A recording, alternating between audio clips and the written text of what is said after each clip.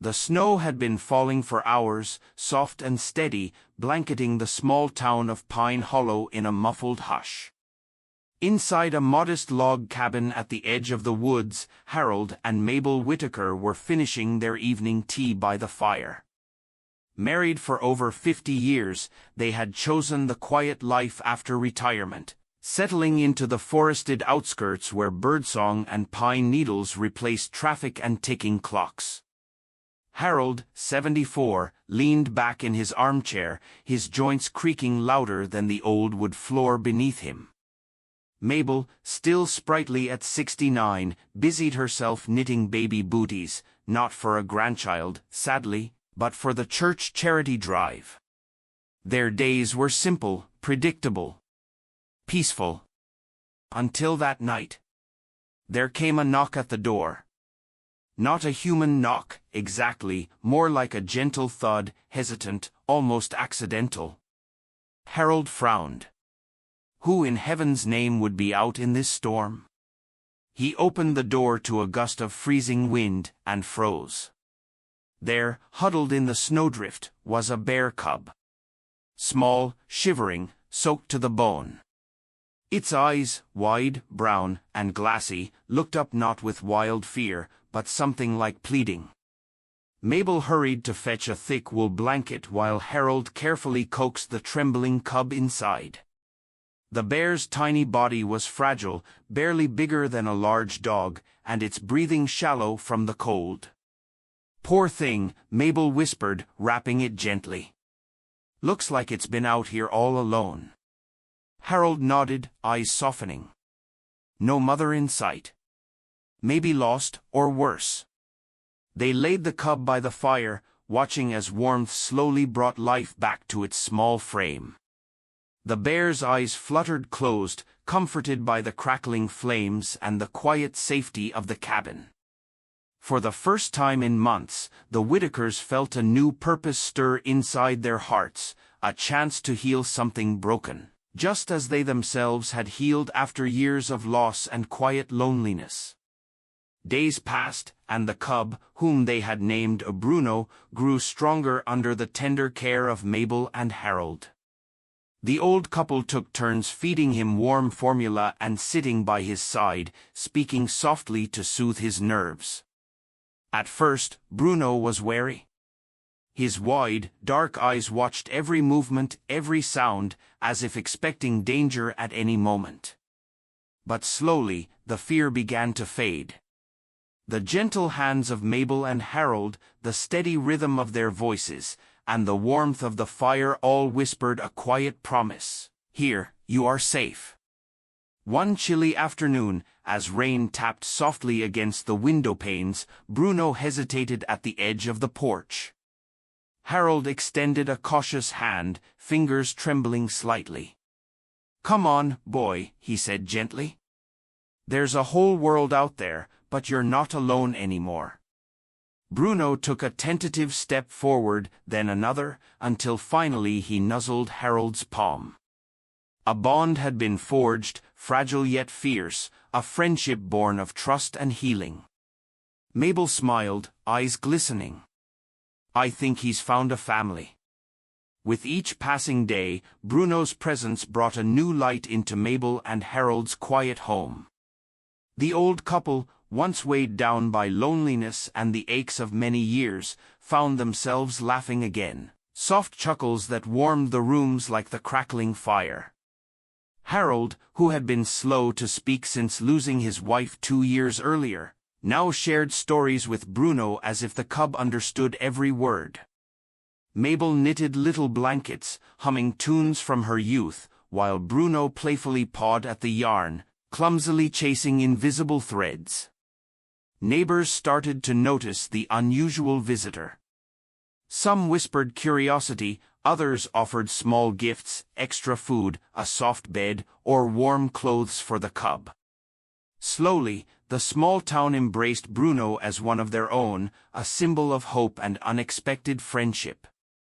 One evening, under a sky brushed with stars, Mabel sat beside Bruno as he rested his heavy head on her lap. She stroked his fur softly, tears gleaming in her eyes. "You've healed us more than we ever thought possible, little one," she whispered. And in that quiet moment, surrounded by love and the gentle night, healing was no longer just for Bruno, it was for all three of them. Days turned into weeks, and Bruno grew stronger with every passing moment. Though still a cub, his coat thickened and his playful spirit blossomed. Mabel and Harold adapted their routines around his needs, waking early to prepare meals and spending afternoons exploring the woods near their home with him. Bruno's favorite spot was the small creek behind the house, where he'd splash clumsily and watch the water ripple around his paws. Harold, once hesitant about the cub's size and wild nature, found himself sitting quietly beside Bruno, sharing moments of peaceful companionship. Mabel noticed how Bruno's presence had softened Harold's grief. The man who once barely spoke now smiled more, his eyes lighting up when Bruno bounded into the room. And the cub, sensing their love and kindness, grew into a gentle giant who rarely showed any signs of fear or aggression. One afternoon, as the sun dipped low behind the hills, Mabel caught Bruno nuzzling Harold's hand. The simple gesture spoke volumes. It was a friendship forged not just by care, but by trust. The town began to talk, not just about the old couple and their bear cub, but about the extraordinary healing power of friendship that crossed the boundaries between human and wild. One chilly morning, as frost still clung to the windows, a visitor arrived at Mabel and Harold's doorstep. It was Grace, their granddaughter, come from the city for a weekend visit. She had heard the stories about Bruno and was eager to see the cub that had captured everyone's hearts. At first, Grace was cautious around Bruno, who was now the size of a small dog but carried the aura of the wild in his dark eyes. Yet, as she watched him interact gently with her grandparents, her hesitation melted away. Harold smiled as he watched Grace's growing affection for Bruno. "He's not just a bear," he said softly. "He's part of our family." That weekend, Grace helped care for Bruno, feeding him and taking long walks through the nearby woods. She marveled at how the old couple and the bear shared an unspoken language, a deep bond born of healing and trust. By the time Grace returned to the city, she carried with her a newfound respect for nature and a heart touched by the unusual friendship of her grandparents and their bear cub. As spring approached, Bruno grew stronger, his playful energy filling the quiet house with new life. Mabel often sat on the porch, knitting while Bruno rested at her feet, his soft fur warm against her lap. Harold, meanwhile, was busy building a larger enclosure in the backyard, one that would give Bruno more space to roam safely. The days were long and filled with small routines. Every morning, Harold and Mabel took Bruno for walks along the winding trails behind their home. It was during these walks that they taught Grace about patience and respect for all creatures, no matter how different. One afternoon, as Bruno cautiously sniffed at a patch of wildflowers, Mabel whispered to Grace, "Sometimes, the greatest friendships grow in silence and understanding. You can't rush them." Grace nodded, watching the cub's gentle movements. "I think Bruno is teaching me that," she said softly. As the season shifted, so did their lives. Bruno was no longer just a cub needing care, he was becoming a companion who had helped heal the wounds of old hearts. Summer settled into the small town with warm breezes and long golden evenings. Bruno's fur had thickened and darkened, and his once tentative steps had become confident strides. He was still a wild creature at heart, but his trust in Harold, Mabel, and Grace had deepened into something rare and beautiful. The neighbors watched with curiosity as the old couple and their granddaughter walked Bruno through town. Some whispered, others smiled, but all agreed this was no ordinary friendship. Inside the cozy living room, evenings were now filled with laughter and stories. Grace would sit between Harold and Mabel, telling tales about her school days, while Bruno rested his large head on her lap, eyes half closed in contentment. One night, as the family watched the stars twinkle beyond the window, Harold said quietly, "We never expected to find healing in a bear's gentle heart." Mabel squeezed his hand. "Nor did we expect him to teach us about hope." Grace smiled, looking down at Bruno's peaceful face. "Maybe friendship like this is what family really means." One crisp autumn morning, the peaceful rhythm of the household was interrupted by a soft knock at the door. Harold opened it to find a local wildlife officer standing hesitantly on the porch. "We've heard about the bear cub," the officer said carefully. "Bruno, right? Folks are worried about his safety and yours." Harold nodded, understanding the concern. "We've cared for him since he was orphaned. He's part of our family now." The officer smiled gently. "I'm not here to take him away. Just wanted to make sure you know the risks, and maybe offer some support." Mabel stepped forward, her eyes warm but determined. "Bruno's safe here. We've done everything we can to give him a chance." The officer looked at Bruno, who sat calmly by Grace's side, and nodded. "All right. But keep in touch, we're here if you need anything."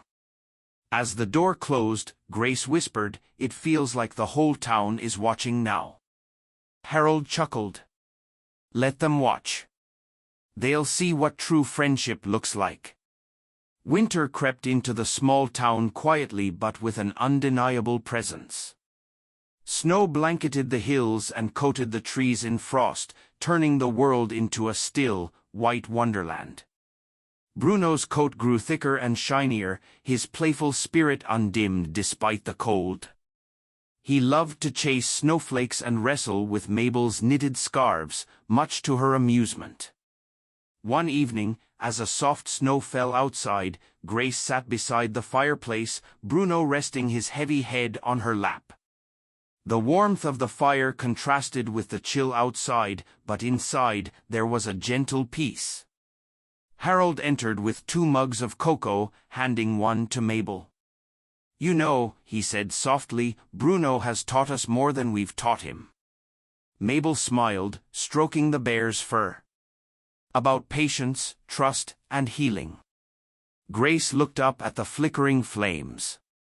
"He's more than a bear cub. He's family." Outside, the wind whispered through the trees, a reminder that life, like the seasons, changes. But the bond between the old couple, their granddaughter, and the bear cub was a steady flame, warm, enduring, and unbreakable. As winter deepened, the peaceful routine of the Mayfield household was unexpectedly interrupted one evening by a soft knock at the door. Harold opened it to find a young boy, no older than 10, shivering from the cold, clutching a small backpack. "Are you all right, son?" Harold asked gently. The boy nodded, but his eyes were wide with worry. "My name's Tommy. I heard about the bear cub you're taking care of. My dad's been hurt out in the woods, and I don't know what to do." Mabel exchanged a quick glance with Grace. Without hesitation, she invited Tommy inside, offering him a warm blanket and hot tea. Bruno, curious as ever, padded over and sniffed at the newcomer, who smiled and reached out slowly, letting the cub gently nuzzle his hand. Harold and Grace listened carefully as Tommy explained the situation, the fear and uncertainty in his voice. The small town suddenly felt much smaller and more connected, as if Bruno's presence was weaving new threads of community and care.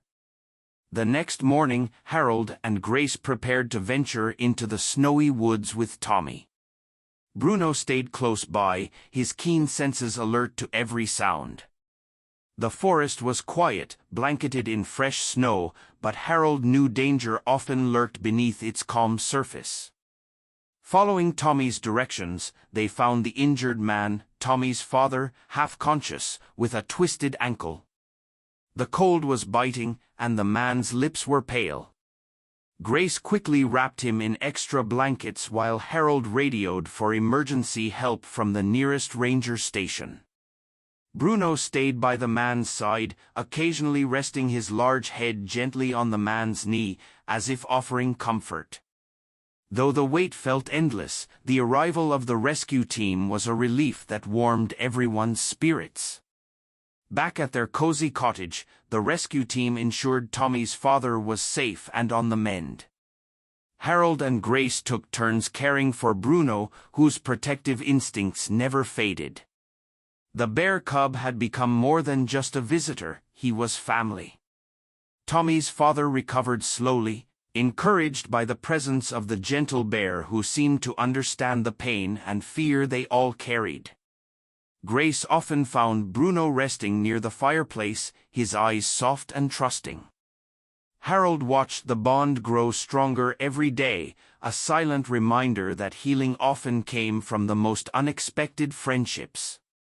Days turned into weeks, and the bond between Bruno and the Mayfields deepened. Tommy's father, now regaining strength, often sat on the porch with Harold and Grace, watching Bruno play in the yard. One crisp morning, as golden light filtered through the trees, Harold knelt beside Bruno. The bear cub looked up with gentle eyes, and Harold whispered, "You saved more than just Tommy's dad, little one. You saved us all." Grace smiled, tears glistening in her eyes. "We promised to protect you, and you promised to be our friend." That unspoken promise wove them closer together, a testament to the healing power of trust and love.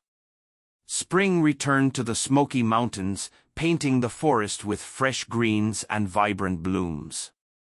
Bruno had grown into a strong young bear, yet his gentle spirit remained unchanged. He had become a beloved member of the Mayfield family and the small town that surrounded them. Walter and Linda had built a special enclosure near their home, giving Bruno space to roam safely while still feeling the comfort of family. Neighbors would often stop by, marveling at the unlikely friendship between the old couple and the bear who once needed saving.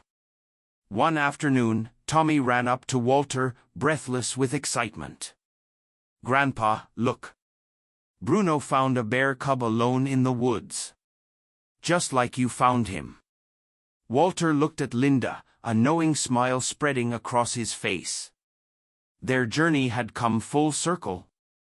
The circle of care, kindness, and hope continued, healing wounds, building friendships, and reminding everyone that family is often found in the most unexpected places. As the sun set behind the mountains, Walter, Linda, and Bruno sat quietly on the porch, watching the sky turn to gold. Together, they had rewritten the story of loneliness and loss into one of love and new beginnings.